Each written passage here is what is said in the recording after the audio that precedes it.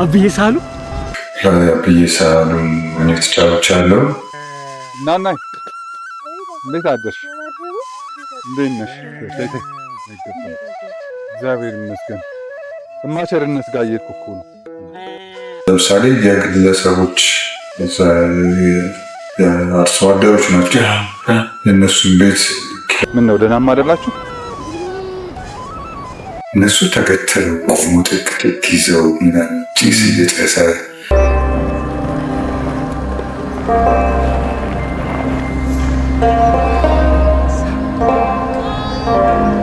ሰላም ጤና ይስጥልኝ ክቡራትና ክቡራን ተመልካቾቻችን እየተከታተላችሁ ትገኙት አንቶ መዝናኛ።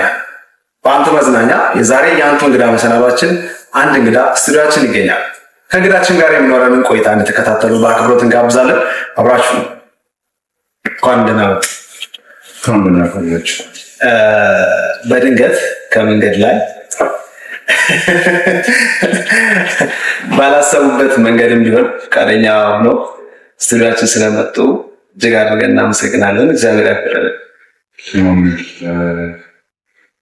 እኔም ደስ ብሎኛል ስላገኛችሁ ደስ ብሎኛል። ለማበረታታት ያደረጉትን ጥረት በተመልካቾቻችን ስም ከልብ አመሰግናለሁ። እንደው ምናልባት ፊልሙን ያላየ ሰው ዛሬ ከማን ጋር ናቸው ብለን ለተመልካቾቻችን ሙሉ ራስዎት እንዲያስተዋውቁልን። እኔ ከኢየሱስ ዘውዱ ነው የሚባለው። እንግዲህ እንደምትለው እረኛ ድራማ ብዬ ሳሉን ሆኜ ተጫውቻለሁ። በጣም ልጅም የተጫወትኩት የሚወደድ ስራ በብዙ ነገር በብዙ ገጽታው ድንቅ ስራ ነው እና ስራው በጣም ተለፍቶበታል።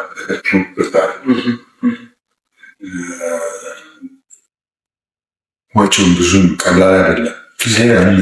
እርግጠኛ ስንት እንደሆነ ባላውቅም እዛ ውስጥ ባይመለከተኝም ብዙ እንደወጣበት ግን ይገባኛል እና የሚበላ የሚጠጣው ብዙ ነበር። እዛ ካስት ውስጥ ድራማ ውስጥ ያለው እና በጣም በጥራት ነው የተሰራው።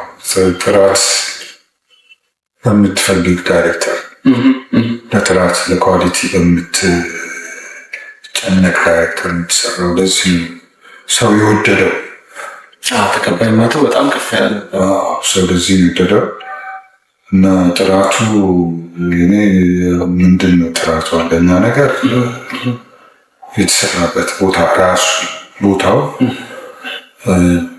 ናቹራል ተፈጥሯዊ ምንም እዛ ውስጥ አርቲፊሻል ነገር የለም። ህይወት እዛ ውስጥ ያለችውን ህይወት እንዳለ ማሳየት ነው። እዛ ገጠር ቀረጻ የተካሄደበት ቦታ ይመቻል፣ ለተዋናይም የሚመች ነው። ያ ስለሆነ ተዋናዮች ተዋናዮች ብቃት አላቸው፣ ጥሩ ሰርተዋል። ግን ሊሆን የቻለው በእንትን አይደለም ማለት በተዋናዮች ችሎታ ብቻ አይደለም፣ ምቹ ሁኔታ ስለተፈጠረላቸው፣ ምቹ አካባቢ፣ ምቹ ኢንቫይሮንመንት ስለተፈጠረላቸው የሚያጫውት ኢንቫይሮንመንት ስለሆነ ነው እና እንደዚህ ሲሆን ስራ አድናቂ ይኖረዋል፣ ፈላጊ ይኖረዋል። ለማንኛውም ተመልካች ይሆናል። ለተማረውም ላልተማረውም ለከፍተኛውም ለዝቅተኛውም ማህበረሰብ የሚደመጥ የሚታይ የሚወደድ ነገር ይሆናል። ምክንያቱም እውነት ስለሆነ እና እውነት ሊጠላ የለም። ይሄ ነው እዛ ያለው ነገር ስመጠብ ያደረገው እና ይገባኛል። አሁን እኛ እንግዲህ እኔ ምንድን ነበርኩ አንድ ተራ ቢሮ ሰራተኛ ነው የነበርኩት። ቢሮ ቁጭ ብዬ ስሰራ ቆይቼ ለምሳ ስወጣ ነው ቅድስት ይልማ ሰው ዝም ብሏት መጣ አናግራኝ በቃ ከኔ ጋር ትሰራለህ ብላ በአንድ ቀን እይታ ትሰራለህ አለችኝ። እሺ አልኩ። አንድ ቀን የተያየችን አንተዋወቅም። አንድ ቀን አለችኝ እና 6 ኪሎ አካባቢ ተገናኘን። ከዛ በቃ ተስማማ ቀጠርን ስራ ማለት ነው። እና እሷ በጣም ሲበዛ ጎበዝ ልጅ ናት፣ የማደንቃት ልጅ ናት። ከዛ በፊት ትንሽ ሙከራዎች የሞከርኳቸው አሉ። ኦፍኮርስ ከቢሮ ምናምን እያስፈቀድኩ እንደምለት እዚህ ባህር ዳር ራሱ መጥቼ ሰርቼ ያለው አመታምንች። ስለዚህ ከየቀደመ ችሎታ አለ ማለት ነው። የትምህርት ባክግራውንድም ዳራዬ እንትን ቲያትር እና ስነ ጽሁፍ ነው። እሱ እውቀት ሰጠኝ። ችሎታ የአክቲንግ ችሎታ ይታወቅ ማንም በመሰልጠን አክቲንግ ጎበዝ መሆን አይችልም እና በጣም የተማሩን ይመርዳል ምሁር አክቲንግ ላይ ሁለቱ ካልተማሩ ሰው ጋር ቢሰለፉ ያኛው ሊበልጠው ይችላል።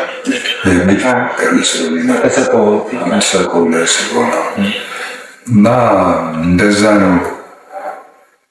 እረኛዬ ላይ አሁን የወደድኩት ነገር በቃ የሚሰራው ስራ ሲሰራ ይድረስ ሳይሆን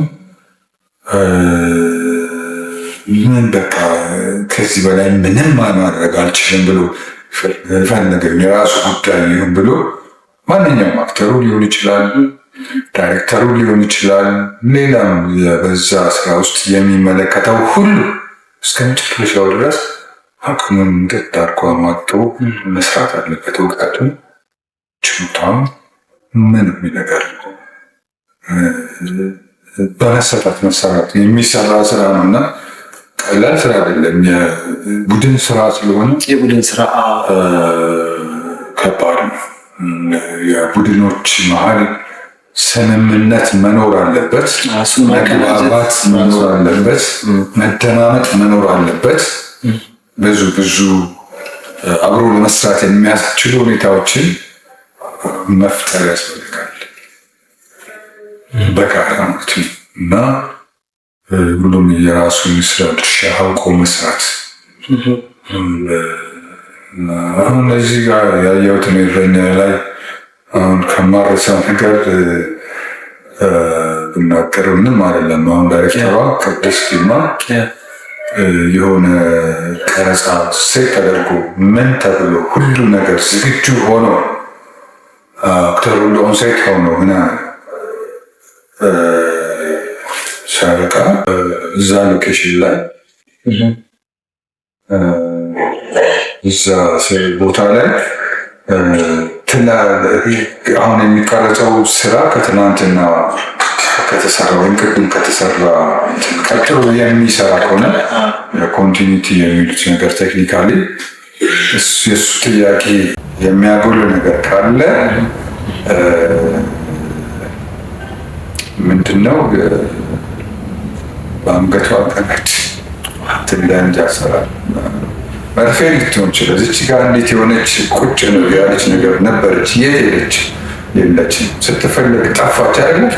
በቃ ይሰራል። ዛሬ ቀረጻ ይሰራል። እንደዚህ ስማች ያህል ጥንቃቄ የተደረገበት ስራ ነው እና ይህንን ስታይ ሌላውም ሰው ጠንቀቅ፣ ሌላውም ሰው ኃላፊነቱን ለመወጣት ጥረት ያደርጋል።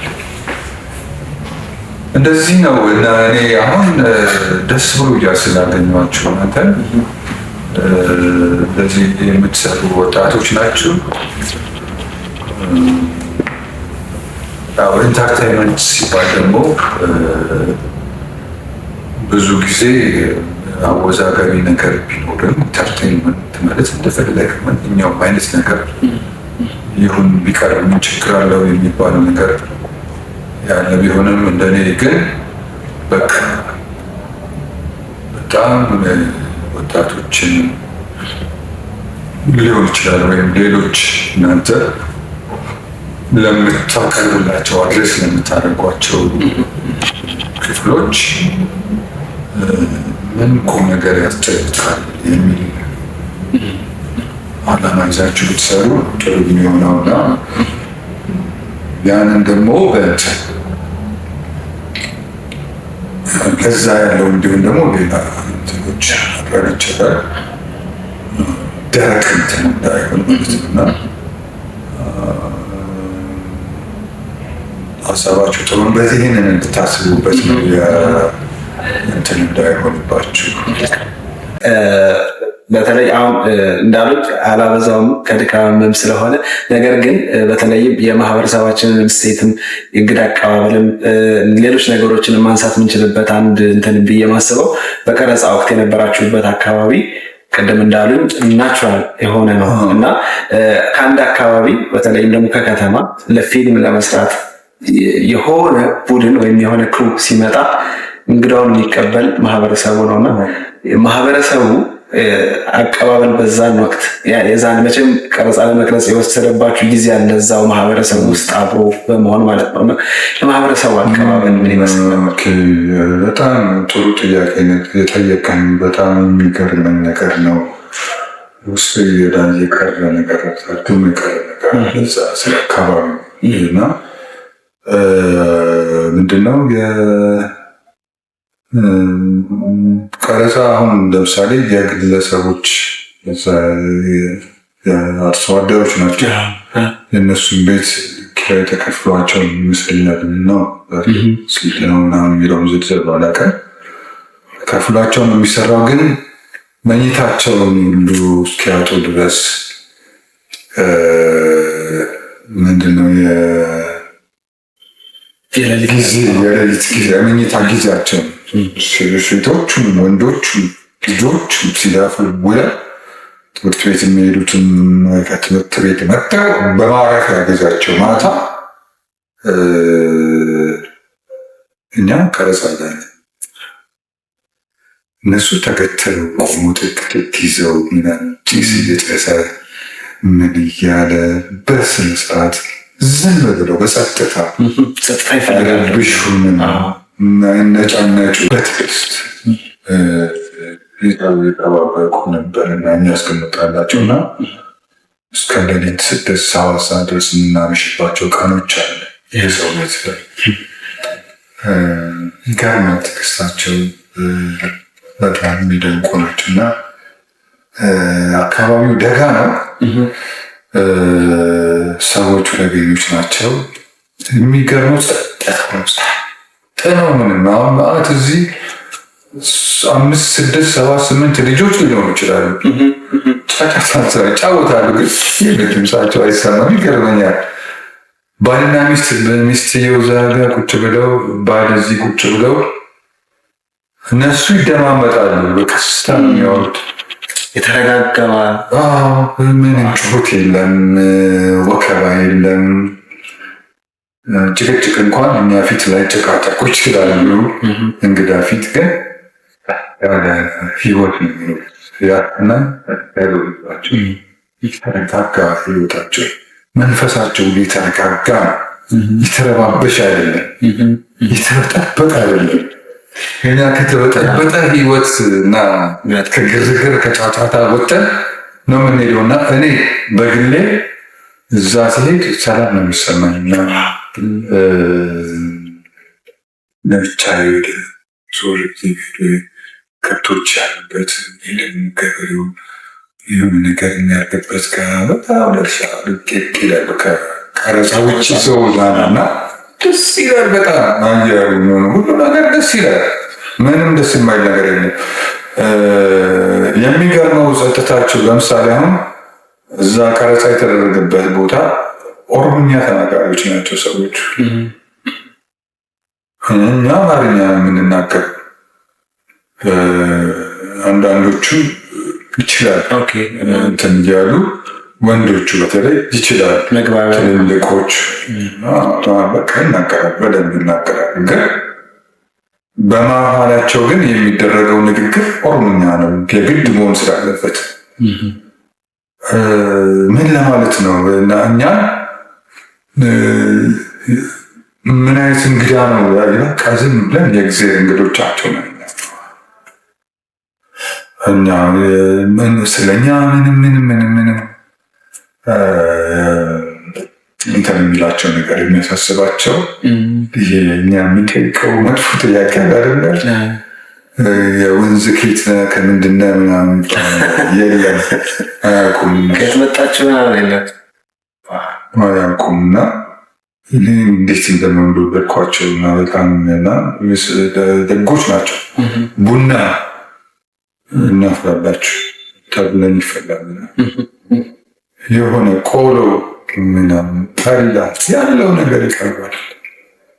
ስትየዋ ቁጭ ብሎ ምድጃ ስር ሲመጠመጡ ሲል ነገር ለኛ ከቦልን በልተን እንሄዳለን፣ ጠጥተን እንሄዳለን በሰላም እና ይሄ ምንድን ነው ከዚህ የተማርኩት ከታችኛው ታች ያለው ህብረተሰብ ምንም አይደለም። በቃ ኑሮ ነው ለሱ የሚያስጨንቀው የሚያሳስበው ኑሮ ነው። የሚታገለው ኑሮውን ለማሸነፍ ነው ለመኖር ነው እንጂ የሆነ የሚበጣበጥበት ጊዜ የለም። ሌላ የሆነ ነገር አመማሰብ ውስጥ የሚገባበት እድለኛ አወቀን የምንል ሰዎች እንደዚህ እንትን የምናደርግ ችግር የምንፈልገው እግዚአብሔር ይቅር ይበላል። ሌላ ምንም ማለት አይቻልም። እግዚአብሔር ይቅር ይበላል ነው የሚለው። ምክንያቱም ብዙ ገጠሮች አይቻሉ አማራ ገጠር ውስጥ የተቸገረ ገጠር ውስጥ ድርቅ የገባበት ውስጥ የጃካሉ ፊልድ ስራ ተደግ ጎንደር ሰራ በነበረ ጊዜና ሳዝናል። ሰው ምስኪን ነው። እንግዳ ብዙ የጥበብ ስራዎች ደግሞ እነዚህን ነገሮች ያንጸባርቃሉ። አሁን ስራ ሌላ ነበር። የዛን ጊዜ ኦፊስ ነው የተመደብኩት እና ሪሰርች ሂዱ ተብለን በተለያዩ ባለሙያዎች የፋይናንስ ባለሙያዎች፣ የስነ ጽሁፍ እና የቲያትር ባለሙያዎች፣ ኢኮኖሚክስ ምን የተባባሉ የማህበረሰብ ጥናት ፍላጎት ጥናት አትሞ ተብለን ነው እና የግሩፕ ስራ ነው። የምናገኛቸው ሰዎች ምንድናቸው? ምስኪን ሰራተኞች ናቸው። ለፍቶ ጥሩ ግብ አዳሪዎች ናቸው። ምንም ነገር የማያውቁ ጣጣ የሌላቸው ግን ሰርተው ማደር መኖር የሚፈልጉ ኑሯቸው በአብዛኛው ከእጅ ወደ አፍ የሆነ የሚያሳዝን ማህበረሰብ ነው እና እኛ የምናስበው ይሄ እንትን ያለ ነገር እነሱ ላይ ነው የምንጨነቀው የምንፈልገው የእኛን ሀሳብ ያላሰቡ ሰዎች ለመወስደን እንቆልለው እና ችግር እንፈጥራለን። እንፈጥረው እኛ የተማርን ሰዎች እኔን ጨምሮ ሌላ ማንንም አለ ቆጠርን የምንል ሰዎች ችግር ፈጣሪዎች እየሆንን ያለ በአሁኑ ዘመን የሚገባኝ ይሄ ነው። የተረዳሁትም ይሄ ነው። ከልምዴም የተረዳሁት ይሄንን ነው ካየሁት እንጂ አሁን አንድ ገጠር ውስጥ ብንሄድ የመንግስት ሰራተኛ ተብለ ፊልድ ሄደ በመስክ ስራ ወጥተህ ማደር ሲኖር በአንድ ገጠር ቤት ዶሮ ሊታረድልህ ይችላል። ያ ዶሮ ይታረድና ወጡ እንዳለ ከነጥስቱ ይመጣል። ከነነፍሱ መልኩ ፊት ጉብ ይደረጋል እንዳለ በሰታቴ ድስት ሊሆን ይችላልና ሴትዮዋ ያንን ድስት አስቀምጣ ዞር ወተናለች። ባልዮ ቁጢት ይቀመጥና እዛ መሶብ ላይ 5-10 እንጀራ የተከመረበት መሶብ ላይ 4 ወይ 3 ልኖር ይችላለን። እዛ ላይ አድቶ እንደሚሆን ብቻ እያወጣ በቀልተማንም አረቡሙት ብልበሙት አራፋር ሰውን እየተባለ ትበላለህ። እንዲህ ነው የሚያደርገው። በቃ የሆነ ህብረተሰቡ ካለው ከሌለው ደግሞ ቆሎም ቢሆን ይሰጣል፣ ያለውን ይሰጣል፣ ሽሮ ይሰጣል። ከሳሉም በመጨረሻ ምናልባት በሌላ የጥበብ ስራ እናገኘው ይሆን? ጥሩ ጥያቄ። ስራ ቀላል አይደለም። አሁን እውነት ለመናገር እንትን ነው ተምሬበታል። ተምሬ አልሰራሁበትም እንጂ በእርጅና የሚችለው እድሜ ነው የመጣው 28 ምናምን እንደዛ መቀደማ እና ከሀያና ቢሮውን የተመደብኩትና ከቢሮ ሌላ ምን ነገር አላውቅም። ወረቀት ወንበር ማሞቅ በአብዛኛው እንደዛ። ስለዚህ ምን ልልህ ነው አሁን የፊልም ስራ የመጣው አሁን በኋላ እርጅና ነው ልበል እና ይህንን እረኛዬን በመስራት ደስተኛ ነኝ በጣም። ሌላ ነገር እንደሱ ምሰራ እዚህም ባህር ዳር ከእረኛዬ በፊት መስራት የሰራሁት ፊልም ቆንጆ ነበረ። የታምራት የሚባል ልጅ ምን ለማለት ነው ወደዋለሁ። እንዲህ ግራንድ የሆነ ትልቅ ስራ እንትን ያለው ስራ ሲሆን ጥሩ ነው። ግን ከዛ በኋላ መካከል ያለው አንዳንድ ነገሮች ደስተኛ አይደለም በሰራኋቸው። የራሴ ደስ አላለኝም።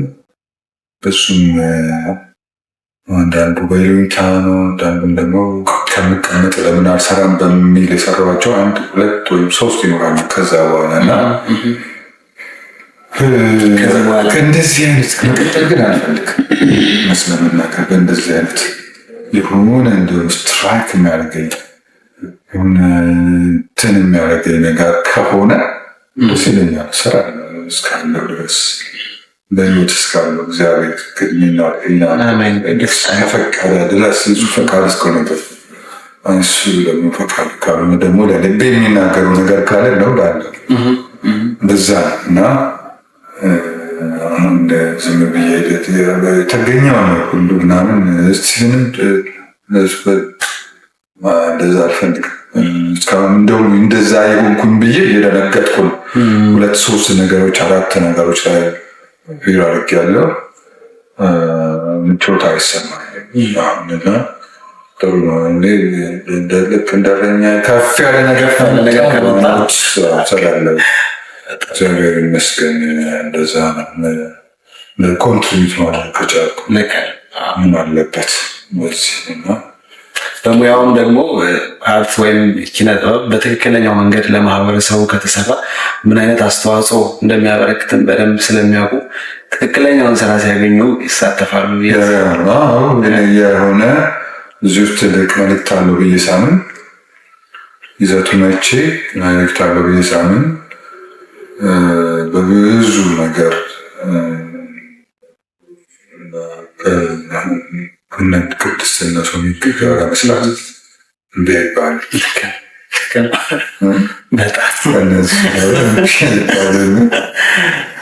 እንደዛ እኛም እናመሰግናለን። በዚህ በተጣበበች ሰዓት እና ባልተዘጋጁበት ሁኔታ ፈቃደኛ ሆነው ሀሳቦት ስላጋሩን በጣም እናመሰግናለን። በመጨረሻ ማመስገን የሚፈልጉት ቀረ የሚሉት ሀሳብ ወይም ማስተያየት እግዚአብሔር እናመሰግነዋለን። እድሜ ጤና ሰጥቶኛል። እስከዛሬ ጠብቆኛል ከክፉ ሁሉ። በጣም ብዙ ነገር እግዚአብሔር አድርጎኛል። እሱ የሚገናኛለን ለያችን እሱ ሰማይ የምድር ንጉሥ የሰራዊት ጌታ የተባለለት ማለት ነው። መጽሐፍ ቅዱሳችን የኃያላን ሁሉ ኃያል የሆነው እግዚአብሔር እሱ ለሱ ክብር ምስጋና ይሁን። አሜን።